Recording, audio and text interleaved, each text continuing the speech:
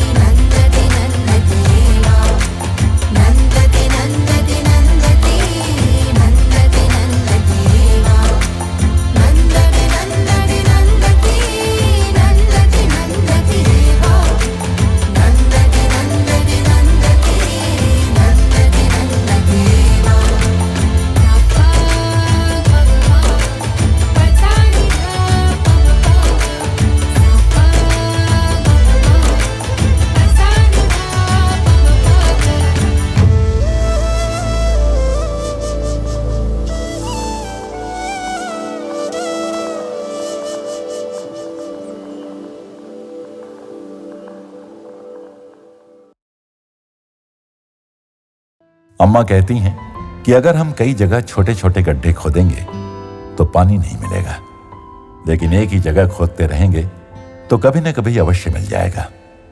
उसी प्रकार एक ही गुरु, एक ही मंत्र और एक ही इष्ट देव की अपनी महिमा है। इस पर मंत्र को गुप्त रखने और एकांत स्थान में करने का अधिक महत्व है। हम परीक्षा की तैयारी भीड़-भाड़ या शोर में जाकर नहीं करते। वैसे ही साधक को भी शुरुआत में एकांत में जप ध्यान आदि करना चाहिए। शुरू में हमारा मन बहुत चंचल होता है। फिल्में, पार्टियां, शादी ब्याह में आना जाना, इन सब से ध्यान जगत में भटकता है, जिससे साधक को बचना पड़ेगा। शुरुआत में ही थोड़ी कठिनाई होती है, फिर तो साधक स्वयं ही भीड़ से कतराने लगता है। धीरे धीरे ये बाहरी उपरति भीतर उतर जाती है और व्यक्ति भीड़ में भी अकेला, असंग, निर्भय और आत्मनिर्भर रहने लगता है। उसका मन एक ही दिशा में गति करने लगता है, ईश्वर या पाने स्वरूप की ओर, तैलधारा वत।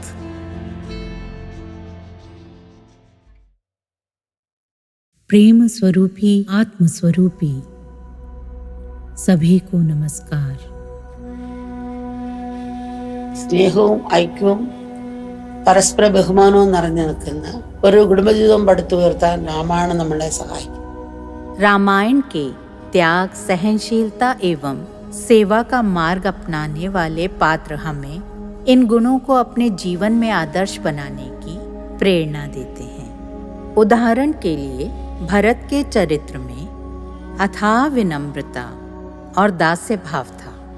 हे भगवान, मैं कुछ भी नहीं, आप ही सब करवाते हो। जब हम रात के समय ड्राइविंग करते हैं तो सड़क के किनारे लगे रिफ्लेक्टर देखते हैं। कार की लाइट उन पर पड़ती है। पहले बहुत सारी स्ट्रीट लाइट्स लगती थी, अब रिफ्लेक्टर काफी हैं। इन पर रिफ्लेक्टिव पेंट किया जाता है, जिससे रात के समय स्पष्ट दिखाई देता है आगे क्या है। कोई व्यक्ति या पशु तो नहीं आ गया। कैसी मूर्खता होगी यदि पिलर कहे, देखो ये सारे वाहन मेरे प्रकाश से चल रहे हैं। ऐसे हैं हम भी। भरत ने न ऐसा सोचा न किया। राजा मुकुट धारण करते हैं। भरत ने भाई की पादुकाएं सिर पर धारण की, फिर उन्हें राज सिंहासन पर पधराकर शरणागति से त्याग का जीवन व्यतीत किया और धर्मपूर्वक शासन किया। राम लौटे तो राज्य लौटा दिया। कई राजकुमारों ने अपने पिता की अनुपस्थिति में उनका राज्य हड़प लिया, उन्हें जेल में डाल दिया। भरत ने ऐसा नहीं किया, उन्होंने आदर्श स्थापित किया। इस प्रकार हर पात्र हमारे लिए अनुकरणीय आदर्श है। विनयशीलता से अनुशासन आता है। अनुशासन हमें टकराव से बचाता है। प्रेम उत्पन्न होता है और हम प्रेम ही हो जाते हैं। एक गुरुकुल में गुरु ने समाधि लेकर देह त्याग दिया, जिससे आश्रम दफ्तर जैसा हो गया। क्योंकि शिष्यों के बीच प्रेम ना रहा, वे मशीन की तरह सेवा करते। गुरु जब जीवित थे तो लाखों लोग आते थे आश्रम में। मंत्रोच्चार, नाम संकीर्तन सब कम हो गया तो एक शिष्य को बुरा लगा कि पहले आश्रम कैसा था और अब कैसा हो गया है। इस संकट के कारण का पता लगाने ये शिष्य एक अन्य महात्मा से मिलने गया। इस शिष्य ने अपनी पीड़ा उन्हें बताई कि आश्रम बड़े कठिन समय से गुजर रहा है। अब कोई वहां नहीं आता, ना ही पहले सी साधना होती है। तब महात्मा ने उससे कहा, तुम्हारे आश्रम में एक महात्मा है, पर कोई जानता नहीं और वो प्रकट भी नहीं करते इसे। कुछ और पूछने से पहले महात्मा समाधिस्थ हो गए। शिष्य फिर भ्रमित रास्ते में सोचता रहा, कौन होगा महात्मा? धोबी तो नहीं, कितने गंदे कपड़े धोता है। माली भी नहीं, पौधों को पानी नहीं देता। रसोइया नहीं, कितना बेस्वाद पकाता है। जिसके बारे में भी सोचता कोई दुर्गुण मिल जाता। ये दोष, वो दोष, ऐसा वैसा, तो फिर कौन होगा? सबके अंदर उसे कोई ना कोई दोष दिख ही जाता। इस शिष्य ने अपने मित्र ब्रह्मचारी से कहा, हमारे बीच कोई महात्मा है, पर कौन है कोई नहीं जानता।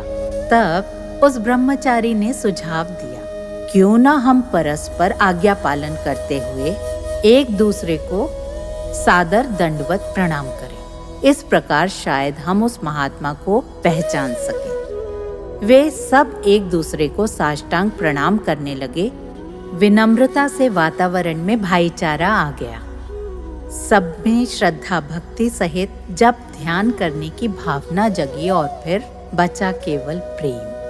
परस्पर प्रेम के चलते आज्ञा पालन और आदर भाव जागृत होता है। उन सब में एक समान भाव जगा और सबको एक साथ साक्षात्कार हुआ। हमें भी रामायण पढ़ने पर ऐसा अनुभव होता है। ये सद्गुण अपने भीतर जागृत करें। सार ये है कि रामायण हमें प्रेम, एकता एवं परस्पर आदर सम्मान पर आधारित गृहस्थ जीवन बनाने में सहायक होती है। पितृभक्ति, मातृभक्ति, गुरु भक्ति, भगवत भक्ति, पति भक्ति, भ्रातृ भक्ति, सहोदरी भक्ति, प्रेम एवं सौहार्द, इन सब का चित्रण विभिन्न पात्र करते हैं रामायण में। सीता रामचंद्र जी की परछाई सी थी। जहाँ राम जाते वहाँ सीता भी। राम के साथ की कठिनाई उसे कठिनाई नहीं लगी। गाढ़ प्रेम में भला कठिनाई कैसी, जो क्षमा और सहन शक्ति देता है। एक माँ को अपने बच्चे से गर्भकाल से ही धैर्य पूर्वक सहने की शक्ति मिलती है, कारण प्रेम वात्सल्य। बच्चे के हट सहने का कारण प्रेम ही तो है।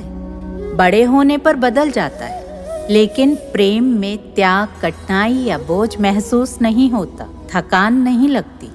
प्रेम में कष्ट सहने की शक्ति मिलती है।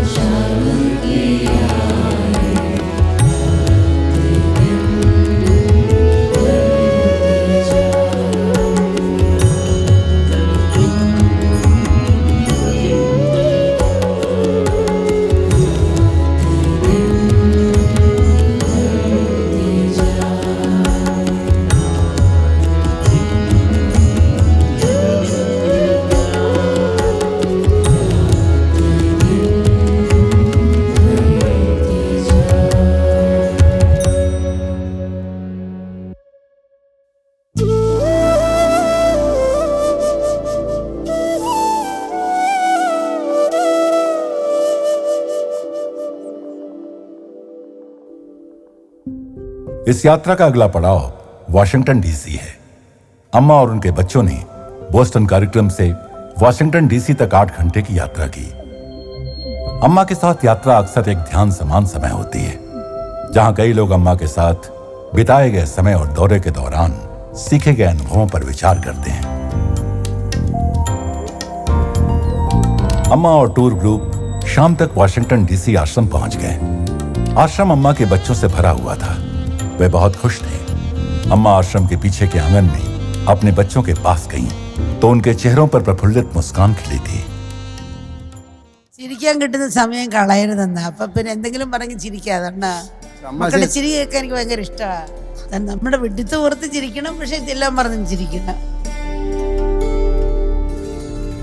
अम्मा के बेटों में से एक ने एक घटना साझा की जो इसी यात्रा में पहले घटी थी। From Santa Fe to Dallas, there was a park. Santa फे से डैलस की यात्रा में मैं अम्मा का वाहन चला रहा था और हम रात के खाने से पहले डीजल के लिए रुके। अन्य गाड़ियां पार्क की ओर आगे बढ़ीं। स्वामी जी ने पूछा कि क्या अन्य वाहन सही रास्ता जानते हैं। मैंने कहा कि मुझे नहीं लगता, क्योंकि मैं वहां नहीं था। तभी मैंने उन्हें गलत रास्ते से लौटते देखा। मैंने स्वामी जी से कहा, देखो वे कितने मूर्ख हैं, वे सभी गलत रास्ते पर चले गए। टैंक फुल करवाने के बाद हमने फिर से गाड़ी चलाना शुरू कर दिया और मैं उसे गलत सड़क पर मुड़ गया था। बस चालकों की आलोचना के बाद स्वामी जी ने मुझसे पूछा, तुम जानते हो तुम सही दिशा में जा रहे हो? तभी एक स्वामी जो दूसरी कार में यात्रा कर रहे थे हमारे वाहन के पास आए और स्वामी जी ने कहा कि हम रास्ता भूल गए हैं। लेकिन मेरी गलती छुपाने के लिए मैंने कहा कि मैं अम्मा के बैठने के लिए नई जगह ढूंढ रहा हूं। इस पर सब खूब हंसे और फिर अम्मा ने कहा, മഹാഭാരതത്തിലെ കഥയില് महाभारत में आता है, श्री कृष्ण के पुत्र बहुत अहंकारी और उद्दंड हो गए थे। समाज में उपद्रव करते थे। एक दिन उन्होंने कुछ ऋषियों का मजाक उड़ाने के लिए एक लड़के को गर्भवती महिला की तरह कपड़े पहनाए और ऋषियों से पूछा, इसे लड़का होगा या लड़की? ऋषि कुपित होकर बोले, मूसल होगा, और श्राप देते हुए कहा कि वो लोहे का मूसल यदुवंश के नाश का कारण बनेगा। उसी लोहे से अंततः एक तीर बना जो एक शिकारी ने अनजाने में श्री कृष्ण पर चलाया। अहंकार के कारण हम भगवान को खो बैठते हैं। मूसल को नष्ट करने और समुद्र में फेंकने के प्रयास के बावजूद वो वापस आ गया।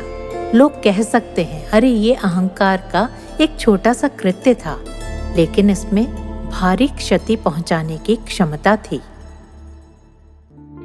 डीसी आश्रम के सुंदर और शांत मैदान में अम्मा ने सभी को ध्यान कराया।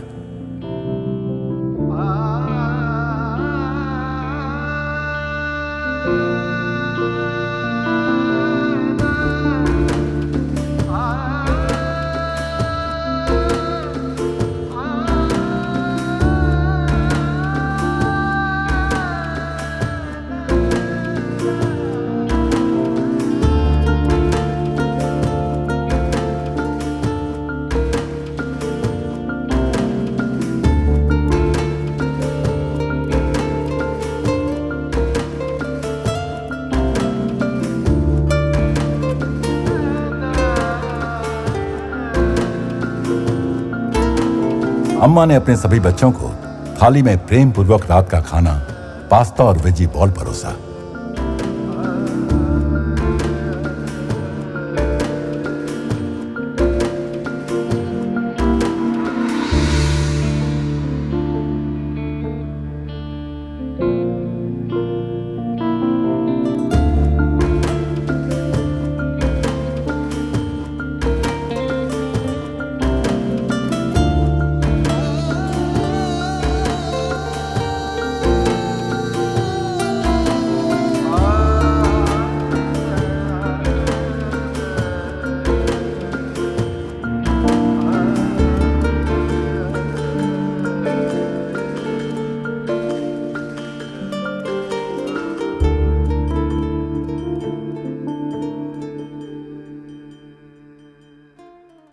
इसके बाद अम्मा ने एक पंजाबी भजन गाया और उनके बच्चों ने उस पर नृत्य किया।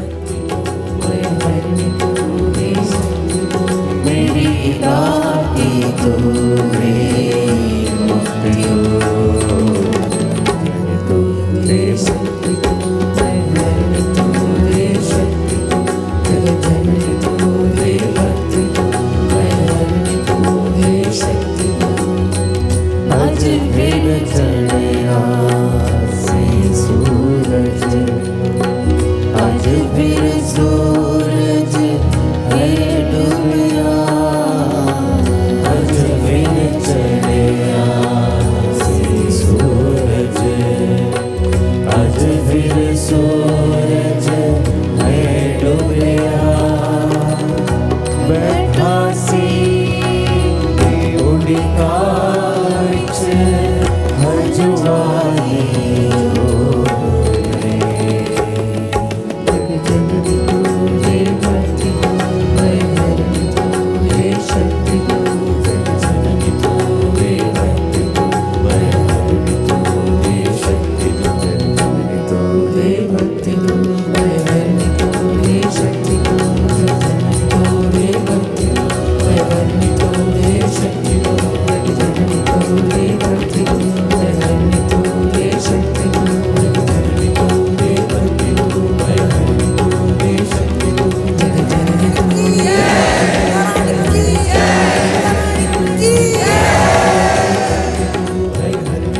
आश्रम के मैदान से जाते हुए उनके बच्चे आश्रम में उग रही फसलों और नई पहल के बारे में बता रहे थे।